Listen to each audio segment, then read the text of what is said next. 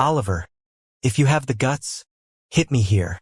The school bully, Ji-chun, pointed at his own face, his tone as cold as ice. Chien looked at that detestable face and slowly curled his lips as if certain that I wouldn't dare to do anything to him. New and old grudges welled up in my heart all at once. I was so angry that I raised my hand and gave him a hard slap. Pa! The crisp sound made the onlookers around stand still. Ji-chun tilted his head, his bangs in front of his forehead covering his eyes, making it impossible to see his expression. Only the slap mark on his face gradually turned red and deepened. I used all my strength just now and my wrist was sore, but I felt extremely relieved. The depression that had been pent up for a year finally vanished. I let out a long breath and bent down to pick up the books that had been knocked to the ground. Just as I was about to straighten up, my chin was suddenly grabbed forcefully. I looked up and met Ji-chun's dark eyes. Half of his face was slightly swollen and red. Coupled with his fair skin, it really looked a bit funny. Before I had a chance to laugh, my chin suddenly ached. Ji-chun's face was gloomy, as if he wanted to tear me apart and devour me. His hand suddenly raised. I was already prepared that, if he dared to hit me, I would make him disabled for life. His hand landed on my face as expected, but instead of hurting, it gently rubbed against it. I was a bit dazed and subconsciously wanted to give him another slap. Seeing my movement, Ji-chun's pupils obviously shrank for a moment. It didn't seem like fear, but rather excitement. My palm slid across his cheek. Andrew's body seemed to tremble. Immediately afterwards, an excited voice reached my ears. Yes. I'm getting close to baby. What baby? I frowned and goosebumps rose all over my body. The voice just now was Andrew's. I glanced at him and rubbed my arms disgustedly. What are you talking about? Andrew looked at me strangely and pointed to his tightly closed mouth, indicating that he hadn't spoken just now. It was clearly his voice. I looked him up and down suspiciously. Under my inquiring gaze, that voice rang out again. Yes. Baby is finally looking at me properly. This sycophantic tone is definitely Andrew's. He didn't move his mouth, so it must be his inner voice. Sure enough, he's not a good person. He looks so proper on the surface, but he's actually so perverted in his heart. If you can't afford to provoke him, just avoid him.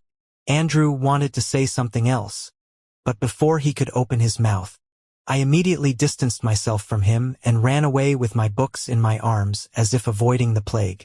After returning to the dormitory, my roommate Henry patted me on the shoulder and gave me a thumbs up. Oliver, that slap was really loud. I sneered and said he deserved it. Who asked him to bump into me? I pointed at the newly bought books and gritted my teeth and said I haven't even read them yet and they're already damaged from the fall. Henry scratched his head and said with a strange look on his face, it wasn't him who bumped into you. He seemed to be trying to help you pick up the books. I was stunned. Henry continued, I thought you just didn't like the look of him. Just like that you slapped him. I recalled in my mind, and the more I thought about it, the more something seemed off. It seemed that perhaps, maybe, probably, it really wasn't Andrew who bumped into me? Oh no. I spent the whole afternoon struggling with whether to go and apologize. I almost plucked all the leaves at the dormitory door. When I reached the conclusion of go and apologize for the 100th time, I knocked on Andrew's dormitory door with the determination to face death. I had rehearsed countless speeches in my mind, but one sentence from his roommates sent me into despair. Andrew just moved to room 610. What a coincidence. I live in room 610. I cursed under my breath and quickly went upstairs. I took 2 steps at a time. When I pushed open the dormitory door, my legs suddenly went weak and I lunged forward. The pain I imagined didn't come. Instead, I fell into a warm embrace. Andrew was shirtless and held me in his arms, chuckling. You don't have to be so enthusiastic to welcome me, do you? I frowned and pushed him away, instinctively retorting, get lost. Andrew shrugged indifferently, with his well-built muscles exposed. Hey, baby, touched my abs. I clearly gave him a hard push, but he seemed to enjoy it quite a bit. He's a pervert, but I'm not. I have to apologize for what happened this morning. Sorry. I misunderstood you this morning. Andrew folded his arms and quietly looked at me. I hummed my head and said, how about you hit me back? No. I looked up. Andrew looked down at me and waved a finger. How about you let me sleep in your bed tonight and I'll forgive you? Seeing that my expression was off, he lowered his head and got in front of my eyes, pitifully saying, "My quilt got wet and I can't sleep in it." I'm the kind of person who yields to persuasion rather than coercion, and I quite liked his attitude. Besides, it was really my fault in the first place. After hesitating for a while, I agreed. That night, I regretted making that decision. Because Andrew is so restless when sleeping. Sometimes he would hug my arm and sometimes he would lie on my leg. After a series of such actions, I was completely wrapped in his arms like a doll and couldn't move. His mouth was pressed against my neck and his lips were gently rubbing against my skin in an unhurried way. I thought he was awake and whispered angrily in a low voice, "Stay away from me." Andrew didn't respond. The sound of breathing beside my ear gradually became steady. He actually fell asleep. I felt that the skin on my neck where he was pressing was strangely warming up and even getting a bit hot. I uncomfortably shifted inward.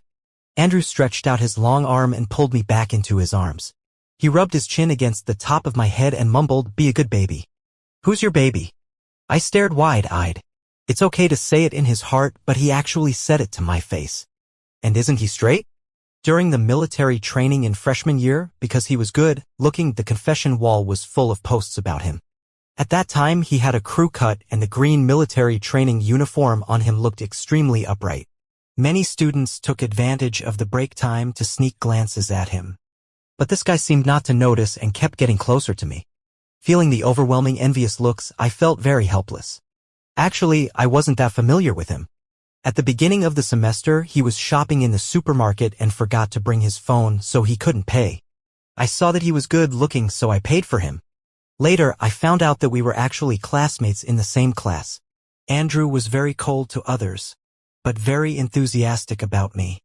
After the military training, he stuck to me like a slug. I'm a hardcore appearance-obsessed person. He was nice to me and I fell in love with him after getting along with him for some time. After struggling for almost half a month, just as I was about to confess my love with the newly bought flowers in hand, I saw him rejecting another boy, saying, "I'm straight. Don't bother me."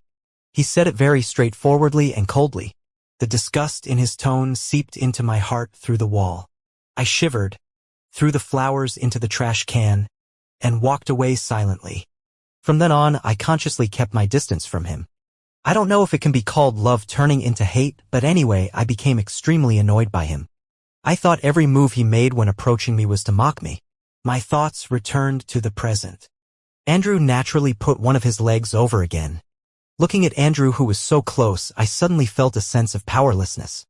What was this all about? If he didn't like me, why did he keep flirting with me? Was he just playing with me? The anger in my eyes was about to burst out. I bit him hard on the chin. I bit very hard and Andrew suddenly opened his eyes. The sleepiness in his eyes quickly faded. He touched the bite mark on his chin and stared at me fixedly, gritting his teeth and saying, "Oliver, are you a dog?" I looked back at him fearlessly and said, "I'm here to bite you." As soon as I said this, in Andrew's meaningful look, the atmosphere became strangely awkward. He pinched my mouth, forcing me to open it, and his fingertips slid across my 2 canine teeth. He blew into my ear maliciously and said, "You have so much strength. Why don't you bite somewhere else?" I suspected I had misheard. Was Andrew actually a masochist? I was still angry anyway. I grabbed his arm and took another hard bite. A pained grunt came from above my head. It's good that he knows it hurts. I raised my head proudly. Andrew pinched the flesh on my waist with a hint of amusement and said, "Didn't you always like to misinterpret my words before? Why not today?" I was utterly confused and held down his mischievous hand. Andrew sighed and gently patted my back to calm me down. All right. Have you vented your anger?" His attitude was like that of someone coaxing a tantrum-throwing child. Realizing that my actions just now were indeed a bit childish, I awkwardly turned my back. Andrew hooked my hand and trapped me in his arms. His hot breath sprayed on my earlobe as he smirked. "Time to sleep, Oliver." His body was so warm that the little bit of anger that had welled up in me melted away in an instant. My eyelids gradually grew heavy. It seemed someone kissed my cheek and softly said, "Good night." I was embraced even more tightly. I had a dream-free night. In the next few days, Andrew was extremely busy with the school's event party. He was the person in charge and the host of this event. Although the students at university had jokingly called Andrew the school bully. But he is not a good-for-nothing slacker. Instead, he has excellent grades. It's just that he has a cold appearance and looks extremely intimidating when not smiling. Moreover, he has acted bravely for a just cause several times. He taught a lecherous man who harassed a young girl at a night market stall a lesson. According to the classmates present, he hit hard and mercilessly. If the police hadn't arrived, he could have kicked those hooligans to disability. Isn't a guy like him, who is handsome and good at fighting, exactly the school bully? On the A University forum, he is a well-deserved male god. If I weren't afraid of embarrassing myself, I would definitely open 100 threads to accuse Andrew of his evil deeds. What a male god! Which male god would steal other people's underwear? Just thinking about this matter makes me feel too embarrassed to talk about it. Since Andrew moved in, my underwear has started to disappear for no reason. At first, I didn't pay much attention. It has been windy these days. I thought it was blown away by the wind while hanging on the balcony. I endured the loss of the first pair of underwear. I still endured the loss of the second pair. I couldn't bear it anymore when the third pair was lost. I rushed angrily to the balcony. Standing in the wind in a daze for a while, I finally realized the seriousness of the matter. There is a pervert stealing my underwear. Damn it! I can't buy underwear as fast as they're being stolen. After the fourth pair of underwear was stolen, I completely lost it. After ruling out the other roommates in the dorm, only Andrew was left. He's been going out early and coming back late these days. Logically, he doesn't have the opportunity to commit the crime. But apart from him, I really can't find a second pervert. Moreover, I'm the only one in the dorm whose underwear has been stolen. As usual, Andrew came back after the lights were out. In the dim light, he seemed to stop by my bed. Then he went straight to the bathroom. I tossed and turned in bed, unable to fall asleep, thinking about how to bring it up. At this stage, it's just a suspicion and there's no evidence. The sound of water in the bathroom started to gurgle. Then a voice that was so excited that the pitch was a bit trembly rang out. Baby's underwear smells so good. I've never heard Andrew speak in such a tone before. Although he acts crazy occasionally, he is very serious most of the time, even aloof. So his sudden contrast made me forget my anger at catching the thief for a moment. I was like being under a spell and actually found this voice very alluring. The shower was turned up to the maximum in a vain attempt to cover things up, and the sound of the water was even louder. Through the door, some strange noises could still be faintly heard. Oliver, Oliver, Oliver. Repeating my name urgently. My chest was pounding like a drum and my heart was racing wildly. Echoing in my mind was Andrew's inner voice, deep, suggestive, and carefree. After an hour, the sound of water in the bathroom finally stopped. Through the curtain, I saw Andrew carefully placing his clothes, and when his gaze fell on that blue underwear, his Adam's apple bobbed a few times. I recognized at a glance that it was the pair I had just lost. What about being straight as he claimed? What's the meaning of stealing my underwear? I was angry and ashamed at the same time. For a moment, I didn't know what to do. Andrew, wrapped in a bath towel, his hair still dripping wet. I couldn't see anything after turning off the light. Who would have known that this guy actually stood beside my bed? Taking advantage of his 1.9-meter height, he planted a kiss on my forehead. I closed my eyes and pretended to be asleep, feeling the water droplets rolling onto my nose tip and then being licked away by someone's tongue. My heart was in my throat. Andrew didn't take any further action. He just softly said good night and then left. I didn't expose him that night when I caught him red-handed. After that, it was even harder to bring it up. Where there is a policy above, there is a countermeasure below. I stocked up a lot of underwear at once. Specifically asked Andrew what color he hated before buying. He said he hated red, so I bought all red ones. But it was no use. That pervert still stole them as usual. I got so annoyed by his stealing that I angrily threw an unopened pack at his face and said, "Here, I'm giving them to you." He happily took them and then put them back in my locker.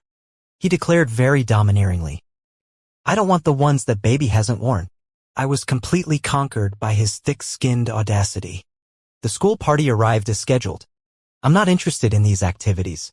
I mainly try to avoid them. But I've always had extremely bad luck. In the class lottery to select only one person to be an audience member, unfortunately, I was the one drawn. As soon as I entered the venue, I saw Andrew. He was dressed in a suit, standing upright. His hair was slicked back. Instead of looking rigid, he had an unruly and down-at-heel charm. Although he was a bit of a pervert, his face was incredibly handsome. Perhaps my gaze was too direct. Suddenly, Andrew turned around and looked me in the eye. I was like a cat caught stealing fish. I quickly averted my eyes and nervously looked for a seat. But Andrew didn't intend to let me off. He trotted all the way towards me in full view of everyone. "Oliver!" he called out very loudly. Feeling the inquisitive looks from all directions, I wished I could find a hole to crawl into. I buried my head almost into the ground. A pair of shiny black leather shoes appeared in front of me. Warm, panting breath landed on my face. "Oliver! Oliver! Oliver! Oliver! Oliver! Oh! Baby has come to watch me host." My ears and head were buzzing. I was so annoyed that I had a splitting headache. Pinching the bridge of my nose, I impatiently shouted, "Shut up."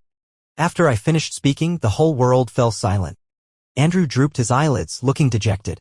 Seeing that I remained silent, he cautiously observed me from the corner of his eye. Although his gaze seemed weightless, it strangely made me feel a stabbing pain. Was I too harsh just now? I cleared my throat uncomfortably, wanting to say something, but was interrupted by the voice in the speaker announcing that the party is about to start. Andrew lifted his eyelids to look at me, then walked away without saying a word. The lights in the auditorium dimmed. The slight guilt in my heart vanished completely when I saw Andrew chatting and laughing merrily with others beside the stage. Just now he looked so pitiful, as if he was about to wag his tail at me. That pervert really has great acting skills. I slumped in my seat, feeling inexplicably stuffy in my heart. I didn't even know what I was angry about. After several song and dance performances, I had cursed Andrew hundreds of times in my heart. Only then did I start to calculate the right time to leave contentedly. After another performance ended, a lottery began on the stage. I quietly got up to leave. Before I reached the door, suddenly my name appeared on the big screen. "Congratulations to classmate Oliver for winning the prize." There was a bit of smile in Andrew's deep voice. I felt as if my feet were filled with lead and couldn't move. A beam of white light shone on me. "Please, classmate Oliver, come on stage to receive the prize." The voice was sonorous and forceful. There was no way to escape under everyone's attention. I pulled up the corners of my mouth and showed a kind-looking smile to Andrew. This guy must be taking revenge for what happened just now. Stingy Andrew. Before going on stage, I gave him a fierce glare with a tangible look in my eyes. Andrew curved his lips with an encouraging look in his eyes and even secretly gave me a cheering gesture. I closed my eyes to suppress the impulse to strangle him. The female host handed me the prize and smilingly asked me to give a speech for winning the prize. I was as stiff as a zombie that had been dead for thousands of years. I pulled up the corners of my mouth and stammered a few words of thanks. It was not until I got off the stage that I felt alive again. Andrew brushed past me and mischievously hooked my little finger. "Don't leave." The tone was gentle and pleading. He only left this sentence and then rushed onto the stage in a hurry. For a moment, I seemed to see an untamable wild dog turn into a docile domestic dog. Not only did he act coquettishly around me, but he also showed his soft belly.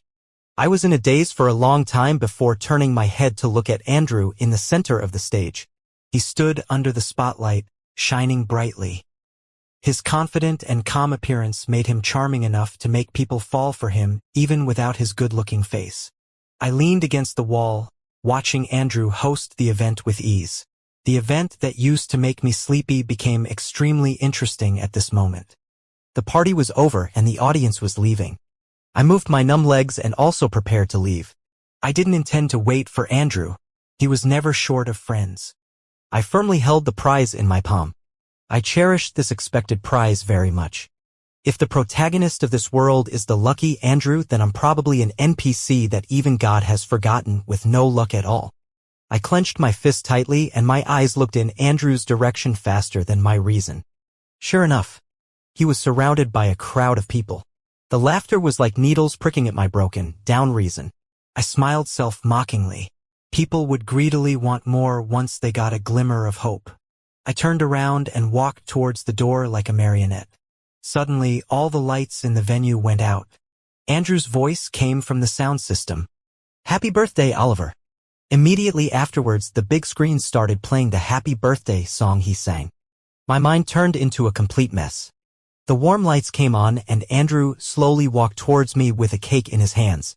His face looked extremely gentle under the light and his eyes were as bright as stars. Happy birthday, classmate Oliver. Andrew stopped in front of me, bent down, and his face was very close to mine. It was so close that I could easily smell the fragrance of the shampoo in his hair. The tiny mole on the tip of his nose was particularly eye-catching, swaying in front of my eyes, more distracting than the lights above my head. My fingertips curled slightly and I stiffly hooked the corners of my lips at him. Thank you. Suddenly, the classmates over on the stage shouted in unison, Happy birthday, Oliver. I stared blankly at Andrew and repeated, thank you. Andrew relaxed, his expression suddenly became gentle and there was a bit of pride in his smile, as long as you like it. After lighting the candles and making a wish, I symbolically took a bite of the cake. The mess in my mind was bubbling. Andrew suddenly called me Oliver. I looked up and saw him pointing to the corner of his own mouth. There's something on it. After a moment of stunness, I suspiciously reached out and randomly felt around on my face, but found nothing. He sighed helplessly, smiled, and reached out. His fingertips gently wiped a spot near my mouth with a scorching temperature. After seeing the cream on his fingertips, I was so embarrassed that I wanted to disappear. I rummaged through my pockets in a panic to find a tissue to wipe his hands. Andrew smiled even more broadly and licked the cream off his fingertips right in front of me. I stood there stunned. He completed the whole action so quickly that I didn't have time to stop him. Did he really just eat it? Doesn't he have a cleanliness fetish? Moreover, this should be more than just a cleanliness fetish. I hesitated to ask. However, Andrew's inner thoughts gave me the answer. It's so sweet, just as sweet as baby. Bah. Not as sweet as baby. Delicious. I love it. Hee. I lowered my head with my ears so red that they seemed to be bleeding. With a smile on his face, Andrew's voice slipped into my ears like a mist. Can Oliver forgive me? My wandering gaze followed the voice and met his beautiful pupils. Without having time to think about what he meant by forgive, I was bewitched and could only obey. Okay, I heard myself say. I forgive you. Completely forgive you. I never thought that I would be lucky enough to receive 2 gifts on the same day. Andrew won again and once again forcefully occupied a high ground in my heart. At the celebration banquet the next day, Andrew insisted that I go. I was still lying in bed when he nimbly climbed onto it. Oliver, he deliberately elongated the end sound and called me in a honey-coated voice. Please accompany me, okay? He shook my arm, being as unreasonable as a spoiled child asking for candy. I looked up and sighed, what should I do at your team's celebration party? Andrew seemed to be waiting for me to say this. He blinked and smiled. Of course you have to go. They all bring their partners. Then he deliberately pouted aggrievedly and said, if you don't go, I won't have a partner. He held my finger and shook it, okay, right, Oliver. I suspected that he had already figured out my temper. He knew that I was more likely to yield to gentle persuasion than to force, so he always changed his tone. I stared at his moving lips and softened my heart to compromise, okay. A very dazzling smile appeared on Andrew's face. He quickly kissed my lips. This was still the first real kiss when both of us were sober. My eyelashes couldn't stop trembling slightly and my head was dizzy as if lacking oxygen. It wasn't until I sat on the sofa in the private room that I felt the symptoms of dizziness ease. Everyone in the private room was chatting enthusiastically. Andrew sat next to me and whispered in my ear, thank you, baby, for accompanying me. He was so close that his lips brushed against my earlobe. The soft touch made me flinch and a tingly feeling rose from the base of my spine. I touched my hot ear and changed the topic while drinking water. They are playing truth or dare. Let's go and join them. Andrew raised his eyebrows knowingly and led me towards the crowd. A group of people formed a circle. When they saw us coming, they consciously made 2 spaces for us. Someone greeted me and kindly handed me a fruit plate. I smiled in response. When I turned my head, I saw Andrew staring at me with a resentful look on his face. His voice sounded a bit muffled and somewhat menacing amidst the noise. Why are you smiling at them? You rarely smile at me. I averted my gaze and didn't intend to pay him any heed. Andrew was extremely aggrieved. He grabbed my shoulders, stared at me with his big round eyes, and moved closer to my face. Baby, Oliver, give me a smile.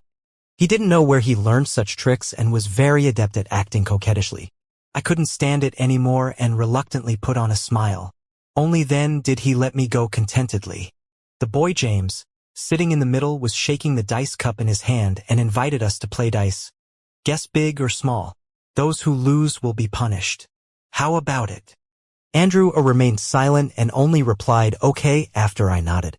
In the first round of the game, I undoubtedly lost. James asked, truth or dare? After much thought, I chose truth. Someone asked with a mischievous smile, is Oliver's first kiss still intact?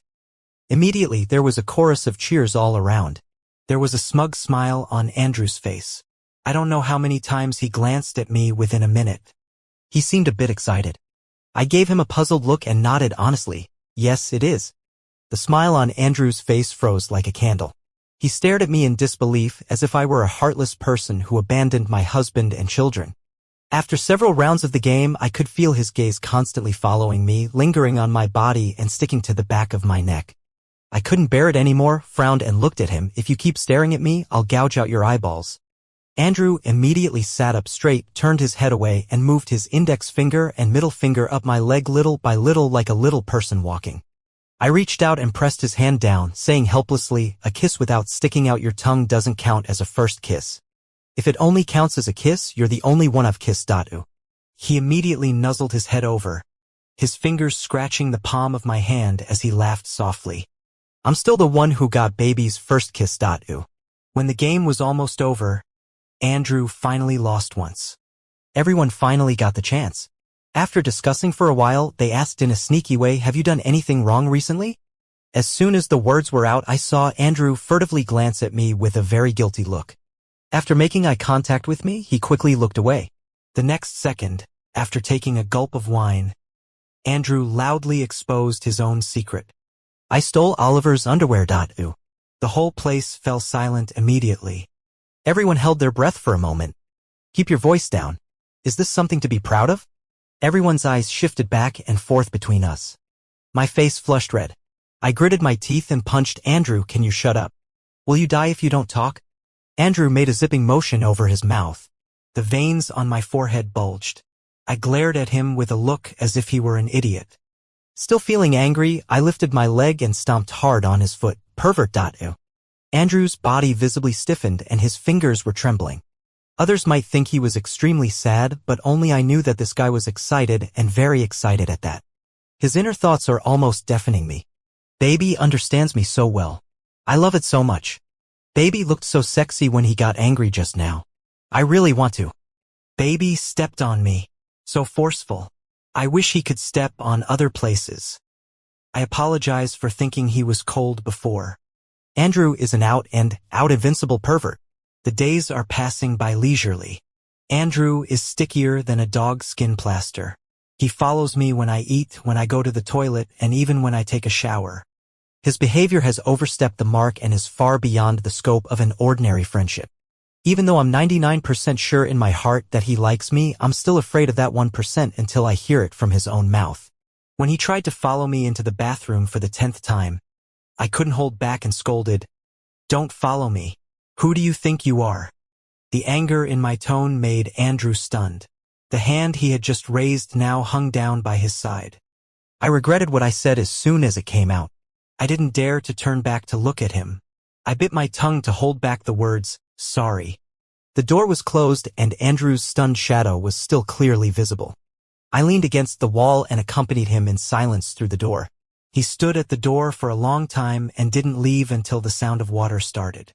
He was nowhere to be seen when I came out of the bathroom. I took out my phone and stared blankly at his WeChat moments. The top post in Andrew's moments is a video. In the video, he seems to be doing handicrafts and 2 cats are lying lazily at his feet, begging to be stroked. It's a very warm daily life. The caption of this moment's post is 2 cats and us. I scrolled down and saw the date. It was posted on my birthday in my freshman year. At that time, I had already decided to draw a clear line with him and blocked him on WeChat. I'm such a person, always contradictory, cowardly, and very decisive. And all my psychological defenses collapsed when I clearly saw what was in Andrew's hand in the video. The video is obviously a splicing of several clips. The scattered balls of thread on the ground are gradually woven into a small doll. The doll is holding a flower with a bright and exaggerated smile on its face and an out-of-place heart is embroidered on its head. Andrew seems to have embroidered something on the back of the doll and then carefully put a blue and white vest on it. The last scene of the video is Andrew holding 2 cats and smiling at the camera with the doll in his hand. My heart is filled to the brim. I take out the prize I've treasured in the drawer. I open the red box and there lies a doll exactly the same as the one in Andrew's hand. That was the first gift I won in my life. I originally thought it was just my good luck. Now, thinking about it, no matter how unlucky I was, the prize that day would belong to me. My 20-year-long unlucky life came to an abrupt end on my birthday. Andrew is my greatest fortune. I hold the doll and tremble as I take off its vest with my fingers. There is a crooked embroidery on the back that reads, "I love you, Oliver." Every stroke is ugly, but every stroke is enough to make me burst into tears. The phone rings. After seeing the name Andrew, I quickly clicked to answer. It was very quiet on the other end of the phone, only the howling wind was drumming in my eardrums. "Oliver, I'm sorry." Andrew's voice was muffled with a barely perceptible hint of grievance. My heart was like a sizzling piece of butter, completely softened. I walked to the balcony and looked down. There was a figure under the street lamp. My intuition told me it was Andrew. "Stay there. I'll come to you," I said quickly as I went downstairs. He obediently replied, "Okay." My heart was pounding. I swear this must be the fastest I've ever gone downstairs in my life. When I was about to see him, I slowed down. After Andrew saw me, he opened his arms to me and showed an extremely bright smile. I stopped at a distance about half an arm's length from him. Suddenly he stopped moving. He slightly raised his eyelids and looked at me with a sheen of water in his eyes. "Don't you want to come closer to me?" Looking so pitiful without a trace of the seriousness he showed in front of others. "Sorry, I won't follow you anymore." He lowered his head, his brows knitted in pain. I immediately stepped forward, grabbed his collar and threatened, "Try not to follow me and see what happens." Andrew was stunned for a couple of seconds, then he immediately hugged me into his arms with a burning fire in his eyes. I dare not. Baby forgave me." I hugged him. So happy. I tilted my head up and planted a kiss on his lips. Andrew tightened his grip on my waist and deepened the kiss with a clash of lips and tongues. It wasn't until I was almost out of breath that he reluctantly stopped. I leaned against his shoulder and pulled away. Andrew took out a bunch of keys from his pocket and handed them to me. "I'm yours. The keys to my house are also yours." He took out a ring from his bosom like a magician and said seriously, "I love you, Oliver. Will you be with me?" My eyes were sore. I stretched out my hand and let him put the ring on. I had no reason to refuse. Seeing his nervous look, I laughed and replied, "Okay." Andrew happily hugged me tightly, his eyes shining with excitement. Under the street lamp, the 2 shadows overlapped and would never be separated again.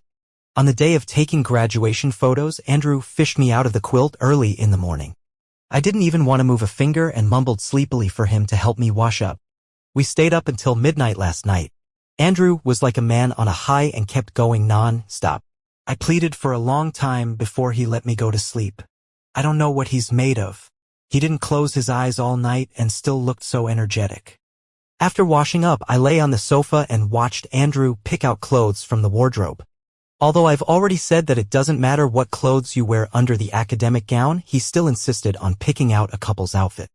Getting impatient with waiting, I kicked him with my leg. "Can you hurry up?" Andrew suddenly turned around and grinned mischievously. "Of course not." I rolled my eyes. I don't know what's in this guy's head. He can misinterpret the most ordinary words.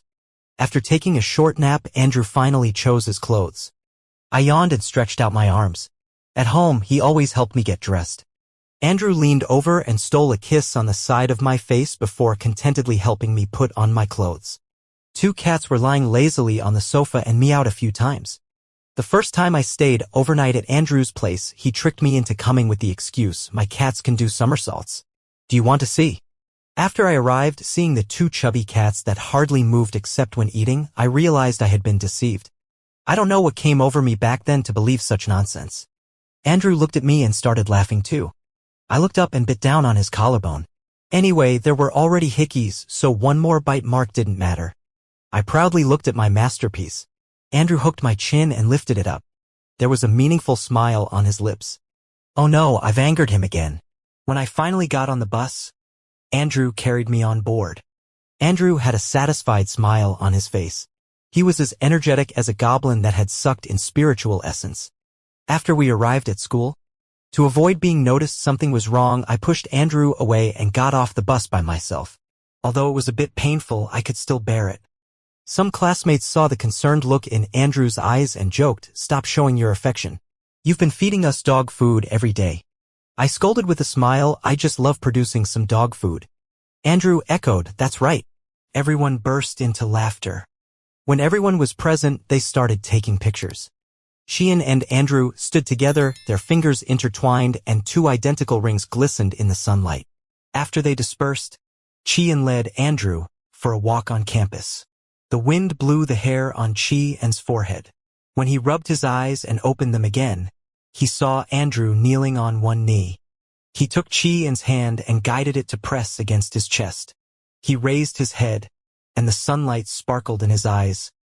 "Will you marry me?" Cheers came from behind. Their friends held flowers and cheered with smiles. "Say yes, say yes, say yes." Sheehan stared steadily into his eyes, with a beaming smile. "Okay, let's get married." Andrew's kisses came down in a frenzy. "I love you, Oliver."